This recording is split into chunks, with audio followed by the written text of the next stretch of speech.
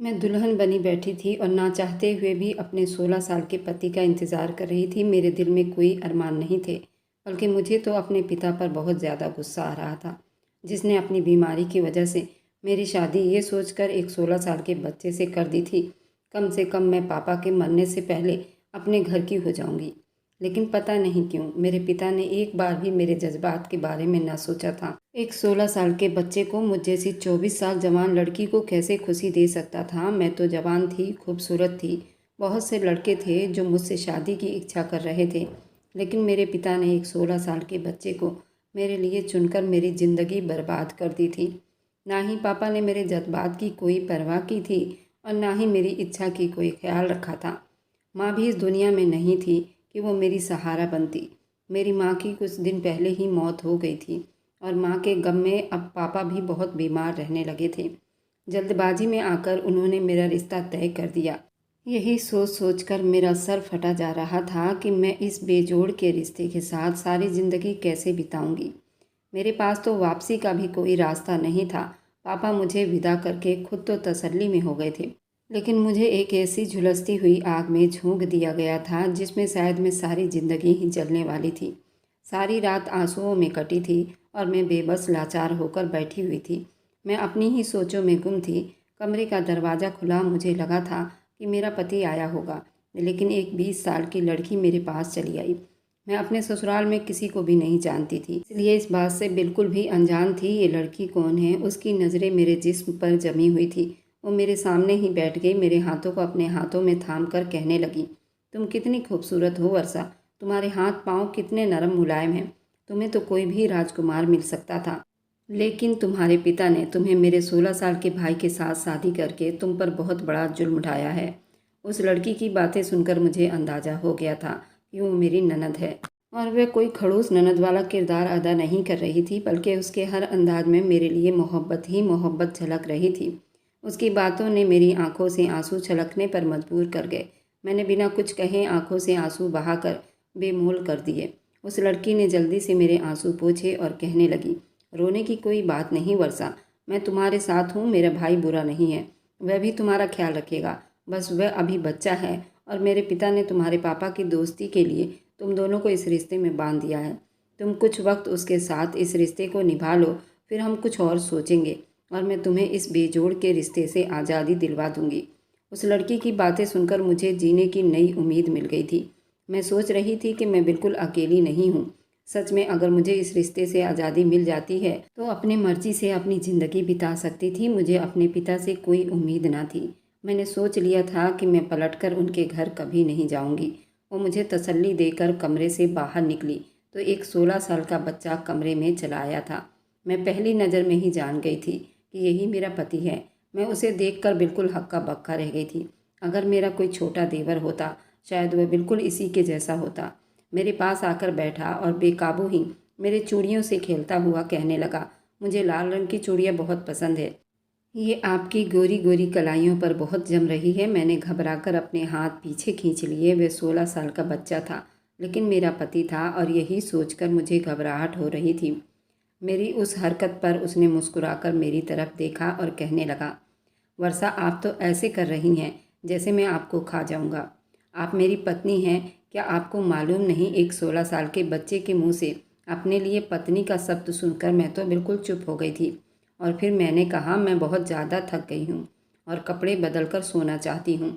उसने कोई भी एतराज़ ना किया और मैं जल्दी से नहाने बाथरूम में चली गई। कितनी ही देर में शावर खोलकर नीचे खड़ी अपने आंसुओं को पानी के साथ घुलता महसूस कर रही थी। अपने दिल को थोड़ा हल्का करती हुई मुझे यूं शावर के नीचे खड़े काफ़ी देर बीत गए थे, और फिर अचानक ऐसा लगा जैसे किसी की नज़रें मेरे जिस्म पर जमी हुई हो। मैंने घबराकर इधर उधर देखा, लेकिन बाथरूम में ऐसी कोई खिड़की नहीं थी। कोई बाहर से मुझे देख सकता था? क्या कमरे में से कोई मुझे देख रहा था? पर कमरे में तो मेरा पति बादल था। मैं बहुत ज़्यादा परेशान हो गई थी। मैंने जल्दी से कपड़े बदल लिए और बाथरूम से बाहर निकली। मेरा पति बिस्तर पर गहरी नींद में सोया हुआ था। उसे सोता देखकर मुझे विश्वास हो गया कि मुझे वहाँ वहम हुआ था। अगर बादल सो रहा था तो भला मुझे कौन देख सकता था? मैं चुप से बेड के दूसरे किनारे पर आकर लेट गई और आंखें बंद करके सोने की कोशिश करने लगी। सारे दिन की थकन और रोने धोने की वजह से मेरी आंखें इस तरह जल रही थी कि कुछ ही देर में मुझे नींद आ गई, लेकिन आधी रात को मुझे कुछ अजीब सा एहसास हुआ और मैं नींद से घबराकर उठ बैठी थी। कमरे में इस तरह अंधेरा था, मुझे कुछ भी समझ नहीं आ रहा था। न जाने क्यों मुझे नींद में ऐसा महसूस हो रहा था जैसे किसी ने मेरे जिस्म पर हाथ फेरा हो। बड़ी मुश्किल से मैंने साइड टेबल पर लगे बल्ब को जलाया था और अपने साथ बिस्तर पर पड़े बादल को एक नज़र डाली, जो पहले की तरह गहरी नींद में सोया हुआ था। या शायद ये मेरा वहम था, इसलिए मुझे ऐसा लगा था कि किसी ने मुझे छूने की कोशिश की है। यही सोचकर मैंने दोबारा अपने बेड वाला लाइट बंद किया और सो गई। लेकिन सुबह जब मेरी आँख खुली तो मेरा हुलिया कुछ अलग तरह का लग रहा था। ऐसा लग रहा था जैसे रात किसी ने मेरे साथ छेड़खानी की हो। मेरी सलवार की सारी सिलाई खुली हुई थी, सूट भी मेरे चेस्ट से ऊपर था, मगर मेरा पति बादल एकदम गहरी नींद में था। मैंने बड़ी परेशानी में यहाँ वहाँ नज़र डाली, सब कुछ ठीक ठाक ही दिखाई दे रहा था। मुझे बार बार अपने लिए बहुत अजीब महसूस हो रहा था, या फिर बात कुछ और थी। एक अजीब सी परेशानी ने मुझे घेर लिया था। मैं थोड़ी देर में फ्रेश होकर कमरे से बाहर निकली तो सामने ही डाइनिंग टेबल पर बादल के पिता यानी मेरे ससुर जी बैठे हुए थे। मुझे देखते ही उन्होंने सर से पांव तक मुझे अपनी नज़रों की जकड़ में लिया और मुस्कुराकर कहने लगे, आओ वर्षा, मैं तुम्हारा इंतज़ार कर रहा था, चलो मेरे साथ बैठकर नाश्ता कर लो। मेरे ससुर एक कुर्सी पर बैठे थे। उन्होंने अपने पास वाली कुर्सी पर मुझे बैठने का इशारा किया तो मुझे कुछ अजीब सा लगा। ऐसा नहीं था कि मैं अपने ससुर को पहली बार देख रही थी, मैं उन्हें अच्छी तरह से जानती थी। वो मेरे पापा के दोस्त हैं और उनका हमारे घर काफ़ी ज़्यादा आना जाना था, लेकिन शुरू से ही वो मुझे कुछ खास पसंद नहीं थे। उनकी नज़रें हमेशा ही मुझे अपने जिस्म के आर पार होती हुई महसूस होती थी, और अब जिस तरह वो मुझे अपने पास बैठने का कह रहे थे मुझे बिल्कुल भी अच्छा नहीं लग रहा था। मैं जानबूझकर उनसे दूर रखी कुर्सी पर बैठ गई और सर झुकाए नाश्ता करने लगी। लेकिन सारा टाइम मुझे ऐसा ही लगा जैसे उनकी नज़रें मुझ पर पड़ी हुई है। कुछ ही देर में मेरी नंद भी आ गई और मेरे बराबर में आकर बैठकर मेरी खूबसूरती की तारीफ़ें करने लगी। और फिर अपने पिता के सामने उसने बड़े शरारती अंदाज में मुझे पूछा कि कल रात बादल ने तुम्हें तंग तो नहीं किया। मुझे उनसे तो ये सवाल की उम्मीद बिल्कुल भी नहीं थी। मैं एकदम वही शर्मिंदा हो गई और मेरी नज़रें जैसे ही मेरे ससुर पर पड़ी उनके चेहरे पर भी मुस्कुराहट थी और मुझे लगा कि मैं दोबारा सर नहीं उठा सकूंगी। मेरी नंद ने जल्दी ही बात को बदल दी और कहने लगी, मेरे पापा का कहने का मतलब ये है कि बादल बहुत ज़्यादा ही शरारती है। वह रात को इतनी आसानी से सोता भी नहीं। वह बहुत बातें करता है और बहुत लड़ाई झगड़ा करके तब सोता है। बहुत ज़्यादा फिल्मों की स्टोरियाँ सुनता है, तभी जाकर उसे नींद आती है। इसलिए पूछ रहे थे कहीं कल उसने तुम्हें भी तो तंग ना किया। मैंने बड़ी मुश्किल से ना में सिर हिला लिया और चुप से अपने नाश्ते पर ध्यान देने लगी। मेरा बस चलता तो मैं उस जगह से ही गायब हो जाती। मेरे ससुर जी नाश्ता करके वहाँ से चले गए तो मेरी जान में जान आई थी। लेकिन अचानक ही मेरी नंद कहने लगी, पापा ने सिर्फ तुम्हारी हमदर्दी में बादल का रिश्ता तुमसे करवाया है, वरना कोई पिता अपने बच्चे की ज़िंदगी खराब नहीं करना चाहता। इसलिए तुम पापा का ख्याल रखा करो। माँ के मृत्यु के बाद से वो बिल्कुल अकेले रहते हैं। मेरी नंद ने चाय का एक कप निकालकर मेरे सामने रखा और कहने लगी, पापा अपने कमरे में चाय पीते हैं, जाओ जाकर पापा के कमरे में चाय देकर आओ, वह बहुत खुश हो जाएंगे। मैं उसकी बात पर एकदम ही हड़बड़ा गई थी, लेकिन मैं अपनी नंद को मना नहीं करना चाहती थी। इसलिए मजबूरन मैंने चाय का कप उठाया और अपने ससुर जी के कमरे में पहुंच गई। मेरे ससुर बिस्तर पर बैठे हुए थे। मुझे भी अपने पास बैठने का इशारा किया। ना चाहते हुए भी मुझे उनके साथ बैठना पड़ा। वे धीरे धीरे मेरे करीब हुए और धीरे धीरे कहने लगे, मैं जानता हूँ वर्षा, बादल तुम्हें कोई खुशी नहीं दे सकेगा। वह अभी बहुत छोटा है, लेकिन बस कुछ दिनों की बात है, फिर सब कुछ ठीक हो जाएगा। उनके मुंह से ऐसी बात सुनकर मैं घबरा कर खड़ी हो गई और तेज तेज कदम उठाती उनके कमरे से बाहर निकल आई। ये ससुराल तो मेरे लिए मेरे गले का फंदा बन गया था। सिर्फ 16 साल का पति ही मेरी परेशानी नहीं थी, बल्कि मेरे ससुर भी मुझे एक आँख नहीं भाते थे। मैं सीधा अपने कमरे में चली आई थी। बादल जाग चुका था, मुझे देखते ही भाग कर आया और मेरे गले से लग गया। वह घबराकर कहने लगा, तुम कहाँ चली गई थी? मैंने आपको कमरे में नहीं देखा तो बहुत ज़्यादा ही परेशान हो गया था।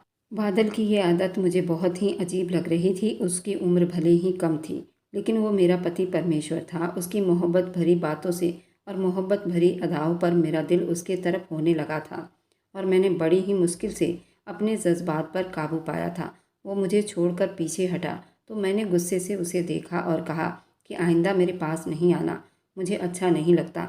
मेरी बात पर उसके चेहरे का रंग बिल्कुल बदल गया था और इससे पहले कि वह कुछ और कहता, मेरी नंद कमरे में चली आई और बादल पर गुस्सा करने लगी। वह इतनी देर से क्यों उठा है? उसके पेपर करीब आ रहे हैं, उसे पढ़ाई पर ध्यान देनी चाहिए। वह गुस्से में उस पर चिल्ला पड़ी थी और बादल को अपने साथ ले गई। मेरा सारा दिन अपने भविष्य की सोचों और फिक्र में बीत गया था।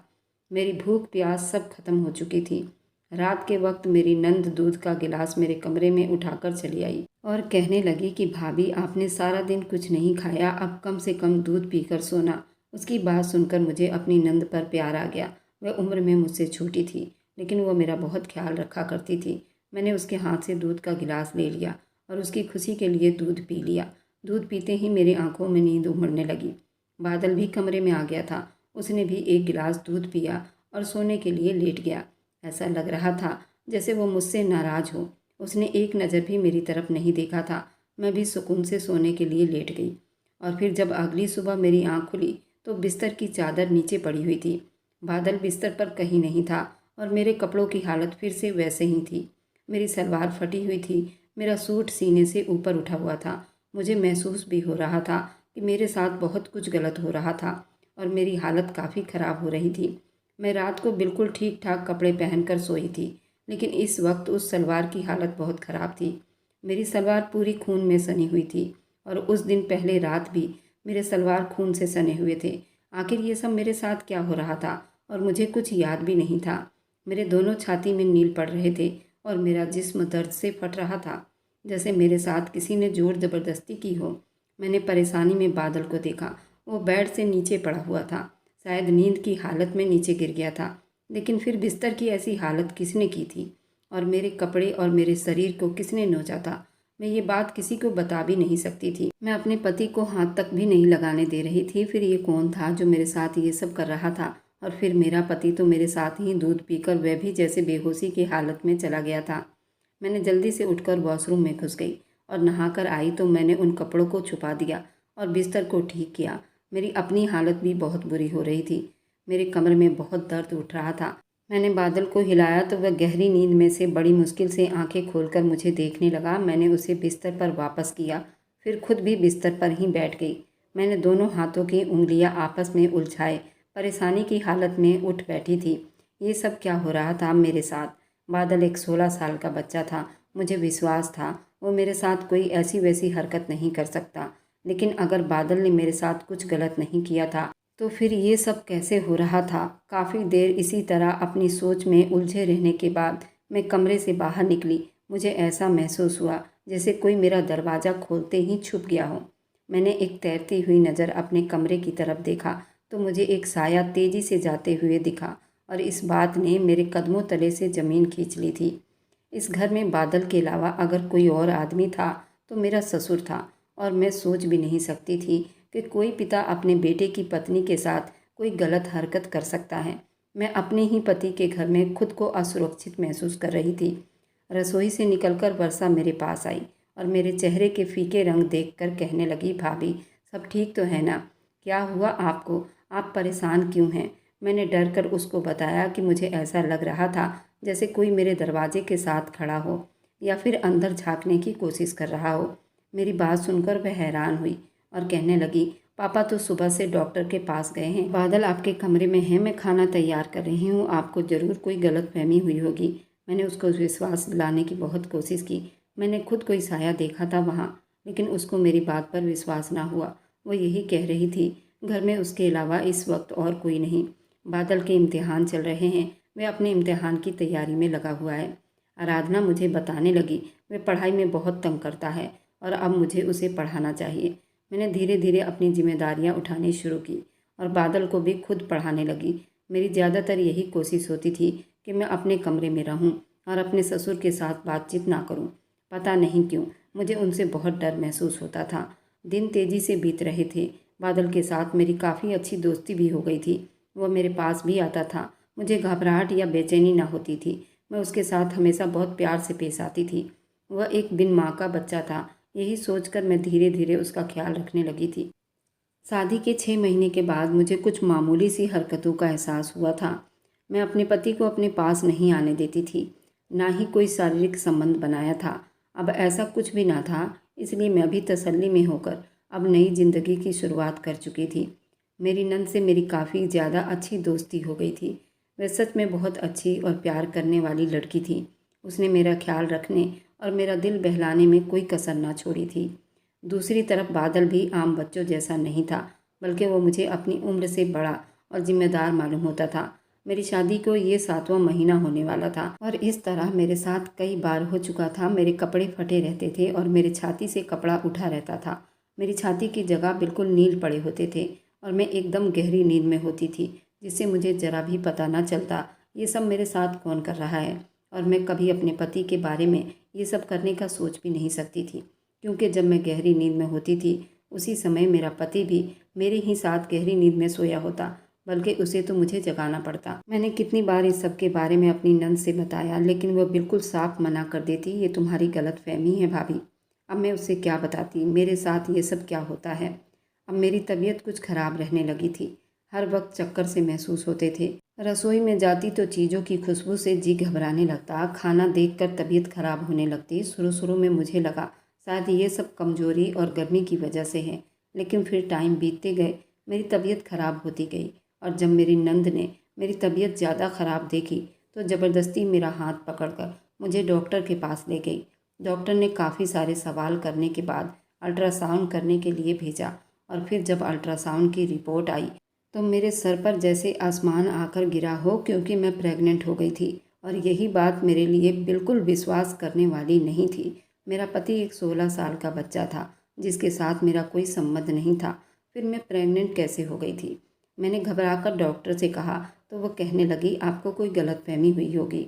मेरी बात सुनकर डॉक्टर मुस्कुराई और कहने लगी आपकी नई नई शादी है ना, इसलिए ये खबर सुनकर आप थोड़ी परेशान हो गई हैं, लेकिन परेशानी की कोई बात नहीं है। प्रेग्नेंट होना कोई बीमारी तो नहीं है, ये तो खुशी की बात है। आपको तो भगवान का धन्यवाद करना चाहिए। शादी के पहले साल में ही भगवान ने आपकी झोली भर दी है, वरना लोग तो सालों साल इसके लिए तरसते हैं और विनतियाँ करते हैं, फिर भी औलाद की खुशी उन्हें नसीब नहीं होती। डॉक्टर ने कुछ दवाइयाँ लिखकर मेरे हाथ में पर्ची थमा दी। मैं हैरान परेशान होकर अपनी नंद के साथ बाहर निकल आई थी। उसके चेहरे की हवाइयाँ भी उड़ी हुई थी और ज़ुबान को ताला लग गया था। मेरी आंखों में आंसू आ रहे थे। मैंने गुस्से से नंद से कहा ये सब क्या हो गया है। मेरे और बादल के बीच में ऐसा कोई भी अभी तक संबंध नहीं बना, फिर मैं कैसे प्रेग्नेंट हो सकती हूँ। मैं बिल्कुल भी बुरी किरदार की लड़की नहीं थी। मेरी नंद आराधना ने एक गहरी नज़र मेरे जिस्म पर डाली और बिना कुछ कहे मुझे घर ले आई। सारा रास्ता चुप रही और फिर मुझे लग रहा था कि मैं उसकी नज़रों में कसूरवार हूँ। मुझे डर था अगर वह भी मेरे किरदार पर विश्वास ना करेगी तो मैं कहाँ जाऊँगी। अपने ससुर से तो मुझे बिल्कुल भी कोई उम्मीद नहीं थी। कहीं ये बच्चा मेरे ससुर का तो नहीं। ये ख्याल आते ही मेरे पैरों तले से जान निकल गई थी और आराधना जैसे ही घर में दाखिल हुई तो सामने ही मेरे ससुर बैठे थे। उन्हें मालूम था हम लोग डॉक्टर के पास गए हैं। मुझे देखते ही उन्होंने जल्दी मेरी तबीयत के बारे में पूछा तो मेरी आंखों से आंसू गिरने लगे। आराधना सर पकड़कर बैठ गई और उसने अपने पिता को मेरे प्रेग्नेंट होने की खबर सुना डाली। मुझे लगा मैं शर्म से ज़मीन में धंस जाऊंगी। अगर ये बच्चा उनका था तब मैं किसी को मुंह दिखाने लायक नहीं रहूंगी। बादल बच्चा जरूर था, लेकिन इतना छोटा भी नहीं था कि उसको प्रेगनेंसी का मतलब समझ ना आता। ये खबर सुनते ही मेरे ससुर गुस्से में उठ खड़े हुए और नफरत से मेरी तरफ देखते हुए कहने लगे मैंने तो तुम्हें बहुत पवित्र समझदार लड़की समझकर अपने घर की बहू बनाकर लाया था। मैंने सोचा था कि तुम्हारे मरते हुए पिता की आखिरी इच्छा भी पूरी हो जाएगी और मेरे बिन माँ बाप के बच्चे को तुम्हारा सहारा भी मिल जाएगा, लेकिन तुमने तो हमारे दामन पर दाग लगा दिया। ये किसका बच्चा है? तुमने किसके साथ अपना मुंह काला किया है? इससे पहले कि मैं कोई और जवाब देती बादल बीच में बोल उठा था। कहने लगा पापा, वर्षा ऐसी लड़की बिल्कुल भी नहीं है, आप गलत समझ रहे हैं। मैंने हैरानी से उसकी तरफ देखा। वह 16 साल का बच्चा आज मेरे पक्ष में उठ खड़ा हुआ था और अपने पिता से लड़ने लगा था, जबकि मैंने तो कभी उसे पूरे दिल से अपना पति भी नहीं माना था। बादल के पिता गुस्से में कहने लगे फिर तुम बताओ ये बच्चा किसका है? क्या तुम्हारा है? उनके सवाल पर वह चुप हो गया था। मेरे ससुर गुस्से में यहाँ से वहाँ टहलने लगे और फिर उन्होंने एक ऐसा फैसला किया जिसे सुनकर मेरे सर पर आसमान आकर गिरा था। वे बादल से कह रहे थे अभी और इसी वक्त उल्टा लड़की को डिवोर्स दो और उसको यहाँ से चलता करो। इसके पिता के साथ की गई अच्छाई आज मेरे गले का कांटा बन गया है। डिवोर्स का सब सुनते ही मेरी चीख निकल गई और फिर एक ऐसी बात हुई कि मेरी आत्मा काँप गई। मेरी नंद आराधना ने बता दिया ये बच्चा किसका है, और इसी बात ने मेरे कदमों तले से ज़मीन खींच ली थी। वह जानती थी मैं किसके बच्चे की माँ बनने वाली हूँ, लेकिन डर के मारे चुप थी। और जब उसे पता चला कि मेरी ज़िंदगी बर्बाद हो जाएगी तो उसने सारा सच बता दिया। वह रोते हुए कहने लगी वह एक लड़के को पसंद करती थी। वह लड़का छुप छुप कर आराधना से मिलने के लिए घर आता था। आराधना के साथ उस लड़के ने अपनी लिमिट भी क्रॉस कर दी थी। ये दोनों आपस में शारीरिक संबंध भी बना चुके थे। आराधना उससे शादी की इच्छा कर रही थी और आराधना उससे टूटकर मोहब्बत करती थी। ये दोनों मेरे शादी से पहले ही आपस में मिला करते थे। आराधना ने उसको अपने घर की चाबी दे रखी थी और उसे नहीं मालूम था यह आते ही बेहोशी का रुमाल सुंघाकर उसके भाई और उसके पिता को नींद में उतार देता और उसके साथ वह सब मनमानी करता था जो उसे चाहिए था। लेकिन वह उससे शादी का इरादा नहीं कर रहा था। वह तो आराधना के साथ सिर्फ उसके जिस्म का भूखा था। और जब उस रात बादल मेरे कमरे में सोया था उसने बादल को और मुझे बेहोशी का रुमाल सुंघाकर मेरे साथ सब कुछ कर चुका था। वह ये सब करने के लिए मेरे सलवार को फाड़ देता और मेरे सूट को सीने से ऊपर उठाता था और मेरे दोनों सीने को बुरी तरह से घायल कर जाता। उसने ये खेल मेरे साथ 6-7 बार खेला था। उसके बाद आराधना ने उसे पकड़ लिया था। जब आराधना ने उसे पकड़ा था तो मेरी शादी को 6 महीने बीत चुके थे और मैं प्रेग्नेंट हो गई थी। आराधना ने उसे पूरे घर की चाबियां दे रखी थी। शादी वाली रात उस लड़के ने मुझे देख लिया था और मेरी खूबसूरती ने उसके दिल के टुकड़े टुकड़े कर दिया। लेकिन आराधना को इस बारे में बिल्कुल भी अंदाज़ा न हुआ कि उसकी नीयत खराब है। उस लड़के ने घर की चाबियों से गलत फ़ायदा उठाकर शादी के रात मेरे कमरे में आकर न सिर्फ बाथरूम में मुझे नहाते देखा बल्कि वह रात मेरे कमरे में छुप गया और मौका पाकर मेरे साथ ज़बरदस्ती करता रहा। लेकिन मेरी आँख खुल गई और उसे अंदाज़ा हुआ कि मैं कच्ची नींद में सोती हूँ। इसलिए उसने आराधना को कहा कि हम दोनों पति पत्नी को नींद की दवा देकर सुलाया करें ताकि उन्हें मिलने में आसानी हो। हकीकत में इस बात का फ़ायदा उठाकर वो मुझे इस्तेमाल करना चाहता था। उसने ऐसा ही किया। आराधना को कुछ ही दिनों में पता चल गया कि उस लड़के ने उसको धोखा देकर मुझे इस्तेमाल किया है और इसी बात पर उन दोनों का झगड़ा हो गया और उसको वो हमेशा के लिए छोड़कर चला गया। लेकिन जाते जाते मेरे दामन में दाग लगा गया। आज मैं उसी के बच्चे की माँ बनने वाली हूँ। उसने हाथ जोड़कर मुझसे माफ़ी मांगी और अपने पिता से विनती की उसके पापों की सज़ा मुझे ना दी जाए। अपनी बेटी का सच जानकर मेरे ससुर की जान ही निकल गई थी। बादल मुझे सहारा देकर कमरे में लाया और उसने मुझे तसल्ली दी वो मेरा साथ देगा और मुझे कोई तकलीफ़ नहीं होने देगा।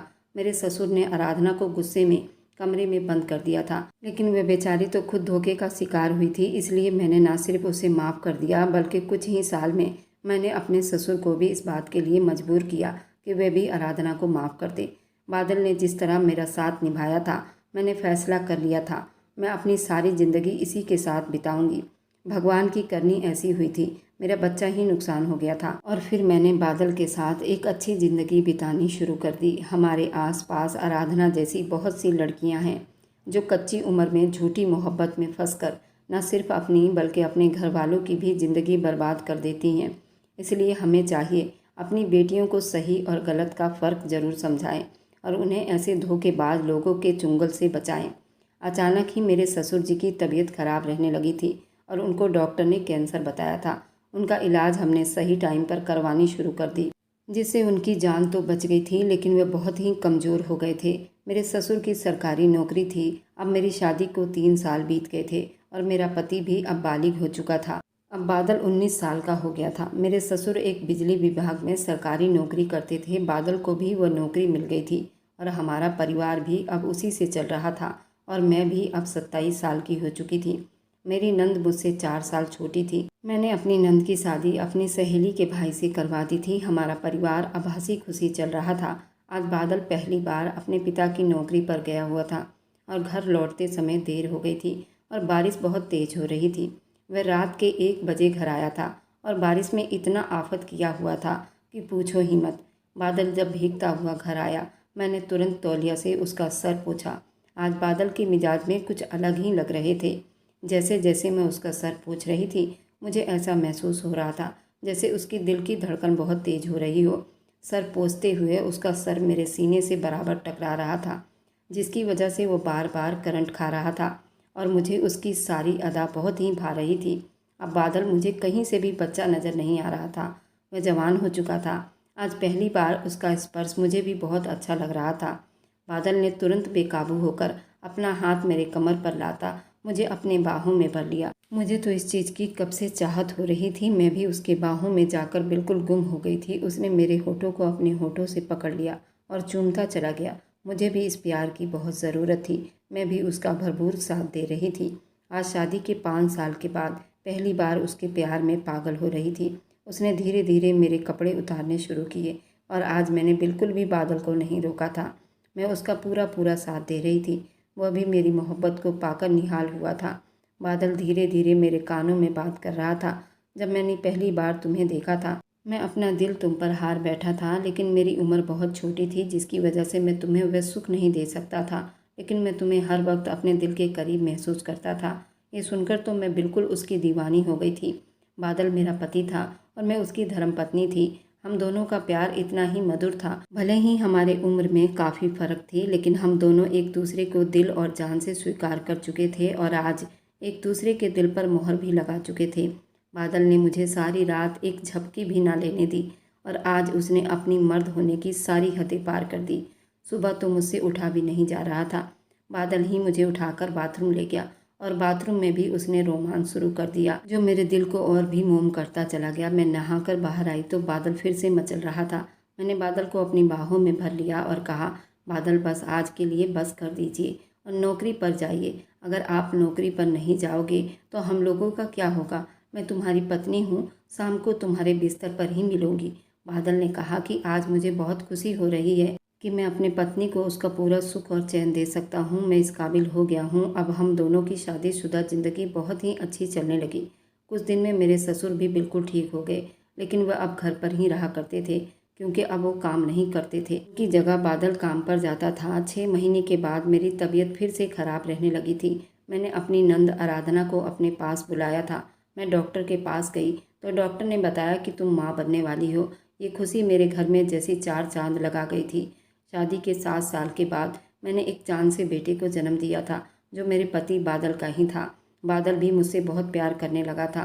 मेरे ससुर ने मुझे दिल से स्वीकार कर लिया था। वो मेरी बहुत तारीफ़ें करते थे। वर्षा का पति भी बहुत अच्छा निकला था।